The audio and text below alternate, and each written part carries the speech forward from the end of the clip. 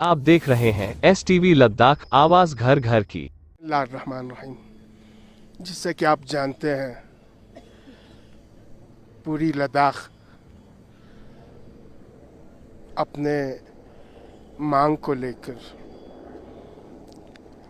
अपनी लद्दाखी कौम के कंसर्न और इश्यूज़ को लेकर पिछले 3 साल से कंटिन्यूसली एजिटेशन कर रही है, प्रोटेस्ट कर रही है। और उस मांगों में 4 मांगों में से 2 मांगें जो हमारी सबसे प्रायोरिटी पे है, उसमें स्टेटहुड है और 6 शेड्यूल है। इन 2 डिमांड्स को लेकर कई राउंड्स हमारी होम मिनिस्ट्री के साथ टॉक्स हुई, बातचीत हुआ, कुछ आश्वासन दिए, कुछ हद तक इन्होंने हमें कहा कि हम कंसिडर कर रहे हैं, देख रहे हैं। लेकिन लास्ट जो हमारी 4 मार्च को जो मीटिंग हुई, उसमें क्लियरली इन्होंने एक मैसेज ये दे दिया कि लद्दाख को लेकर हम कंसर्न रखते हैं, लेकिन जो लद्दाखी चाहते हैं वो हमारे लिए प्रायोरिटी नहीं है। नहीं हम आपको 6 शेड्यूल या कोई लेजिस्लेशन देने वाले हैं, और नहीं कोई आपके लिए 6 शेड्यूल देने वाले हैं। हाँ, कॉन्स्टिट्यूशनल सेफ गार्ड की आड़ में कभी कहते हैं हम कुछ कॉन्स्टिट्यूशन अमेंडमेंट करेंगे, कभी कहते हैं हम आपको 6 शेड्यूल में जो कुछ भी है वो उसमें इंक्लूड कर लेंगे। कभी अभी रिसेंटली जो फाइनल हमारी होम मिनिस्ट्री के साथ मीटिंग हुई, इन्होंने कहा कि हम आपको 371 दे देंगे।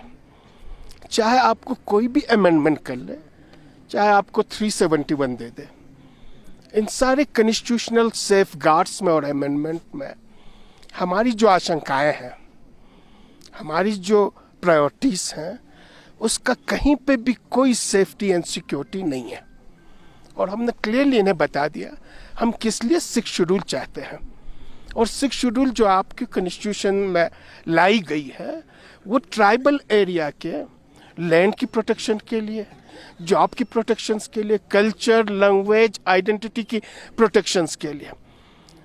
और उसमें कोई भी कंडीशंस हम फुलफिल करते हैं, और आपकी ही ट्राइबल मिनिस्ट्री रिकमेंड भी कर चुकी है। तो अभी कोई ऐसा बाधा नहीं है जिसमें आप 6 शेड्यूल न दे दें। दूसरा, इस लद्दाख को हमसे ज़्यादा, लद्दाखियों से ज़्यादा कोई नहीं जानता है। राइट फ्रॉम 48, चाहे वो जोजिला वार हो, फिर इसके बाद आप आएंगे 62 की वार हो, 65 की वार हो, 71 की वार हो, या आपका फाइनली 99 वार है। इन सारे जंगों में लद्दाखियों ने इस देश के जो लाइन है, हमारी बॉर्डर्स है, उसकी कैसी रक्षा करनी है, कैसी सुरक्षा करनी है, वो बहुत बेटर तरीके से कर चुकी है और प्रूव करके बता चुकी है कि लद्दाखी सक्षम है अपने आप को रूल करने के लिए, अपनी लैंड की रक्षा करने के लिए, अपनी एरिया की सुरक्षा करने के लिए। और लद्दाखियों पे आपका कोई मिन्नत और एहसान नहीं है। हम आपसे भीख नहीं मांग रहे हैं। जो कॉन्स्टिट्यूशन हमें राइट देती है वही हम मांग रहे हैं। अगर इन राइट्स को आप नहीं दे देंगे तो आप हमें कंपेल कर रहे हैं, मजबूर कर रहे हैं रोड पे आने के लिए, एजिटेशंस करने के लिए। और लद्दाखी कौम इन पहाड़ों में ज़िंदगी बसर करने वाले हैं, और पहाड़ों की सख्त ज़िंदगी वो जीने वाले, वो अच्छी तरह से जानते हैं कि अपने आप को ज़िंदा रखने के लिए और अपने आने वाले फ्यूचर को बचाने के लिए क्या कुर्बानी दे सकती है। और उसके लिए एपेक्स बॉडी और KDA फाइनल डिसीजन ले चुकी है कि जब तक स्टेटहुड और 6 शेड्यूल नहीं मिलता है, हम किसी भी कीमत पे अभी की जो गवर्नमेंट है, BJP गवर्नमेंट, उसके जान से में आने वाले नहीं हैं। और उसके लिए मैं कासोनम वांगचुक को बहुत ही मुबारकबाद देता हूँ कि 6 मार्च से अभी तक अनशन पे बैठे हुए हैं।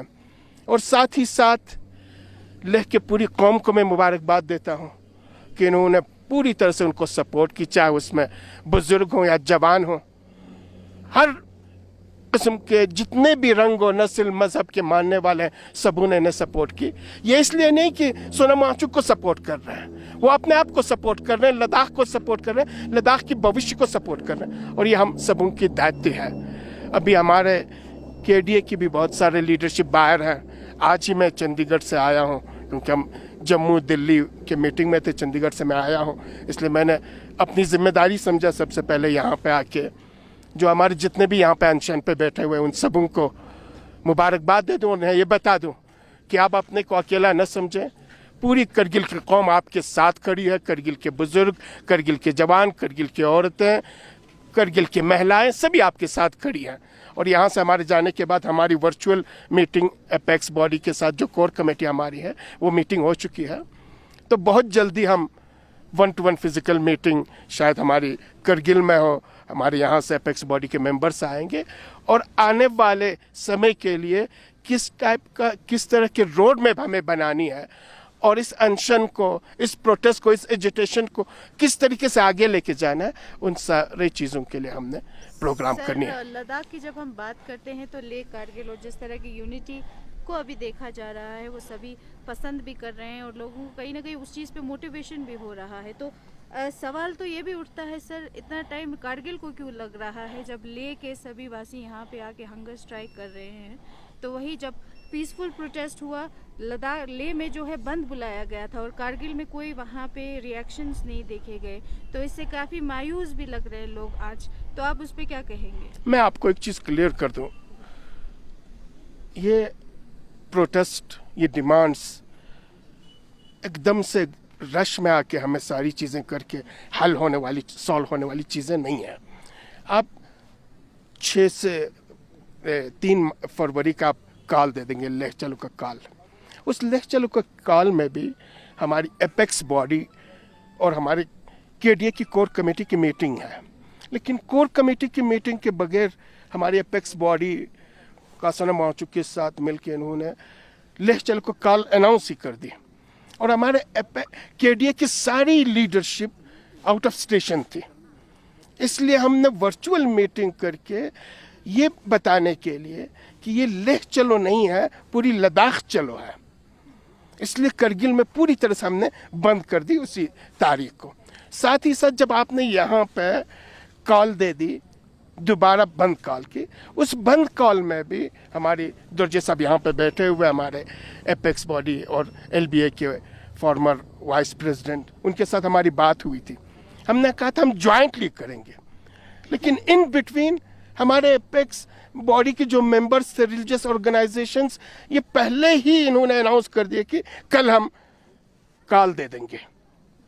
तो एकदम से आप करेंगे और दूसरे साथी को आप प्रिपरेशंस का टाइम नहीं दे देंगे, तो उस तरीके से जैसे हम कॉल करना चाहते हैं, प्रोटेस्ट करना चाहते हैं, एजिटेशन करना चाहते हैं, वो नहीं होगा। इसीलिए अभी रिसेंटली इस 6 मार्च के अनशन के बाद हमारी कोर कमेटी की मीटिंग हुई और हमने कहा हमें आगे फ्यूचर्स के लिए एक लाइन ऑफ एक्शन हमें बनानी है। एक चीज़ मैं आपको क्लियर कर दूं, इसमें हो सकता है हमारे बीजेपी के साथी, दूसरे लोग जो नहीं चाहते हैं लद्दाख की एकता, लद्दाख की भाईचारा, जो तकरीबन हम कह सकते हैं दशकों के बाद आपको दिखाई दे रहा है 2020 के बाद, ऐसी हमारी एकता, ऐसी एकजुटती, ऐसी एकजुटी कभी नहीं रही है। अनफॉर्चुनेटली हमारे यहाँ पे नहीं रही है। लेकिन 2020 के बाद जब से एपेक्स बॉडी और केडीए मैदान में आई है, लीडरशिप के लेवल पे, पब्लिक के लेवल पे, हर लेवल पे आप देखेंगे कि लद्दाखियों की एक ही आवाज़ आती है। इसीलिए कभी लेह के आवाम या लेह के लीडरशिप ये ना सोचे कि करगिल के आवाम उनके साथ खड़ी नहीं है। अभी तकरीबन हमारे कुछ लीडर्स, हमारे को चेयरमैन आखुंद साहब और बाकी 1-2 साथी वहाँ पे, और वो भी बहुत जल्दी करगिल आने वाले हैं। और जो ही पहुँच जाती है, हम करगिल में भी इसी तरीके का एजिटेशन हम स्टार्ट करने वाले हैं। पूरी मीडिया के ज़रिए हिंदुस्तान के जितनी भी लीडरशिप इनको ये बताने वाले हैं, ये सिर्फ लेह का नहीं है, लेह की आवाज़ नहीं है, ये लद्दाख की आवाज़ है। जिस तरह की आप कोऑर्डिनेशन की बात कर रहे हैं, अभी कारगिल के जो मेंबर्स हैं वो बाहर भी है जम्मू में, और आने वाले दिन में जो आप प्रोटेस्ट की बात कर रहे हैं सर, टाइम भी कम है, कोड ऑफ कंडक्ट भी होने जा रहा है, तो जो प्रेशर आप बढ़ाना चाहते हो गवर्नमेंट पे, तो किस तरह बनेगा? क्योंकि कारगिल में अभी तक जो है इस तरह का अनशन देखा नहीं जा रहा। डियर, मैं आपको एक चीज़ बता दूं, ये कोड ऑफ कंडक्ट से या इलेक्शन से हमारी इस डिमांड का कोई इतनी कनेक्शंस नहीं है। गवर्नमेंट ऑफ इंडिया अभी होम मिनिस्ट्री जो नेक्स्ट प्राइम मिनिस्टर सबसे हाईएस्ट अथॉरिटी है, उनकी लीडरशिप आपको बता चुकी है कि हम देने वाले नहीं हैं। आप नहीं सोच लेना कि विद इन 3 डेज या विद इन 4 डेज कुछ चीज़ें हो जाएंगी। ये हमारी जो एजिटेशन है ये लंबी चलेगी। उसके लिए हम सबों को साहस रखने की ज़रूरत है, हम सबों को प्रिपरेशन करने की ज़रूरत है, हम सबों को तैयारी करने की ज़रूरत है। और आप ये ना सोचें कि हम 2-3 दिन मेंशन करेंगे तो ये गवर्नमेंट ऑफ इंडिया का दिल पसीज जाएगा, वो हमारे इश्यूज़ को लेकर बहुत ही उतावला होके कहेंगे हम कंसिडर करने वाले। ऐसी चीज़ें नहीं हैं। इसलिए ये चीज़ें हम मीडिया के ज़रिए क्लियर कर देना चाहते हैं कि किसी भी कीमत में लेह में एजुटेशन हो या करगिल में एजुटेशन हो, लेह में प्रोटेस्ट हो या करगिल में प्रोटेस्ट हो, ये एक सेक्शन का, एक कम्युनिटी का, एक ज़िले का प्रोटेस्ट नहीं है। इसीलिए आज मैं सीधे चंडीगढ़ से जब मैं आया हूँ यहाँ पे, मैं कासना मौचुक से हमारे दुर्जे साहब से मिलने इसीलिए आए ताकि ये बता दें कि वॉइस लेह की वॉइस नहीं है, अकेले एक सेक्शन की नहीं है, पूरी लद्दाख की वॉइस है। और कुछ दिनों के बाद आपको यही वॉइसेस करगिल में भी सुनाई देगा। तो कितने समय लग सकता है सर कारगिल? नहीं, ज़्यादा समय नहीं लगेगा, अभी विद इन डेज आपको ये चीज़ें दिखाई देगा। तो साथ ही साथ ये कारगिल गोंपा का बहुत इशू है सर, उस पे क्या? यही मैं आपको एक चीज़ बता दूं कि हमारी खुशकिस्मती है जब से एपेक्स बॉडी और केडीएस साथ में आई है, 40-50 ईयर्स से गोंपा का issue between 2 communities, between 2 districts एक डिस्प्यूट का इशू बना हुआ था। और ये केडीए के लीडरशिप का है, कलेक्टिव डिसीजंस है, जिन्होंने एलबीए के लीडरशिप के साथ मिलकर 50 सालों से जो भी मसले हमारे हल नहीं हुए थे, गोंपा को लैंड इशू करने का, अलॉटमेंट देने का, वहाँ पे गोंपा बनाने का, वो सारी फॉर्मेलिटीज हम कंप्लीट कर चुके हैं। उसमें एक चीज़ मैं आपको बता दूं, अभी हमारी करगिल और लेह की एक यकजहती को, हमारी बुद्धिस्ट और मुस्लिम की एकता को सबटाज करने के लिए बीजेपी और उसके जितने भी साथी हैं किस तरह से काम कर रहे हैं। आप देखें 2023 में हमारी कौंसिल केडीए के मीटिंग के बाद डिसीजन ले चुकी है कि 2 कनाल जमीन कुर्बतां प्लेटों पे दे दें। अलॉटमेंट डीसी साहब को करनी थी, आपको पता लैंड अलॉटमेंट की पावर काउंसिल के पास है, काउंसिल ने अलॉट कर दी, डीसी साहब फाइल इधर यूटी गवर्नमेंट को भेज दिया, यूटी गवर्नमेंट उसे दबा के रख लेती है 1 साल। इसके बाद फाइनली वहां से आर्मी के जरिए आगे भेज देती है और कहते हैं जी आर्मी इस लैंड को छोड़ना नहीं चाहती है। दोबारा हमने काउंसिल की मीटिंग बुलाई और जो लैंड आर्मी के पास भी नहीं है, किसी के ऑक्यूपेशंस में नहीं है, रेवेन्यू रिकॉर्ड के हिसाब से करगिल काउंसिल के पास है, 2 कनाल लैंड ठीक उसी जगह हमने दोबारा गोंपा के नाम पर अलॉटमेंट कर दी। और अभी 2 महीना हो रहा है वो फाइल डीसी साहब अलॉटमेंट काउंसिल के अलॉटमेंट के हिसाब से लैंड इशू करके यहाँ एलबीए को हैंडओवर नहीं कर रही है, फाइल इधर भेज रही है कमिश्नर से आपके एडवाइजर से एलजी के पास। अभी तक एलजी साहब के पास पड़ा हुआ, 2 बार एडवाइजर हमें एश्योरेंस कर चुके हैं कि हम बहुत जल्दी इस लैंड को अलॉट करके वहाँ एलबीए को हैंडओवर करेंगे, वहाँ गोंपा का कंस्ट्रक्शन होगा।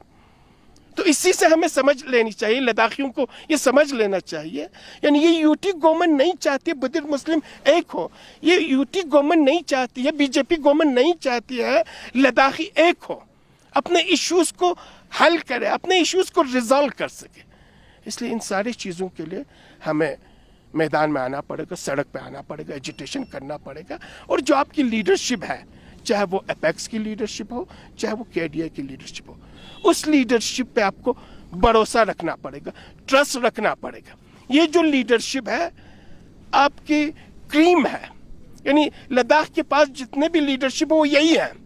और ये लीडरशिप पिछले 3 साल से बहुत ही सीरियसली और सिंसियरली अपने लिए नहीं, लद्दाख के लिए इतनी फाइट कर रही है, इतना जद्दोजहद कर रहा, इतना स्ट्रगल कर रहा है। तो जिस तरीके से गोंपा का इशू रिजॉल्व हुआ, हमें उम्मीद है जब हम एक हो जाएंगे, एकजुट होकर हम आगे बढ़ेंगे, तो हमारे सारे इश्यूज हल होंगे। साथ ही साथ हो सकता है हमें थोड़ा टाइम लगे गवर्नमेंट ऑफ इंडिया पे प्रेशर डालने के लिए, लेकिन एक चीज़ हमें समझनी चाहिए, लद्दाख की जो स्ट्रेटेजिक इंपॉर्टेंस है वो हिंदुस्तान के नक्शे में किसी भी जगह का नहीं है। बहुत ही सिंसियर एक सिक्योरिटी के लिहाज से बहुत ही सेंसिटिव एरिया है, इसलिए गवर्नमेंट ऑफ इंडिया भी ज़्यादा देर रेजिस्ट नहीं कर सकती है। लेकिन हमें तैयार होना पड़ेगा, हमें अपने आप को प्रिपेयर करना पड़ेगा, अपनी लीडरशिप पे ट्रस्ट करना पड़ेगा। और मुझे पूरी उम्मीद है, मैं हमेशा ऑप्टिमिस्टिक रहा हूँ, मैं पेसिमिस्टिक नहीं हूँ, मुझे पूरी उम्मीद है लद्दाखी कौम इसी तरीके से एक दूसरे के हाथों में हाथ देते आगे बढ़ते रहें। जो हमारी अभी आपको दिखाई देता है या कुछ लोग ये अफवाह फैला रहे हैं कि नहीं हो सकता है जी, अब हमें इनके साथ बातचीत करनी चाहिए, जो भी ये कॉन्स्टिट्यूशनल सेफगार्ड देने उस पर बात करनी चाहिए, 371 पे बात करनी चाहिए, वो हमारी कौम की तकदीर के साथ, हमारी किस्मत के साथ, हमारे भविष्य के साथ खिलवाड़ कर रही है। आपकी ये लीडरशिप और लद्दाखी आवाम, इन दोनों एजेंडा को, इश्यूज़ को हम रिजॉल्व भी कर सकते हैं, अचीव भी कर सकते हैं और हम हासिल भी कर सकते हैं।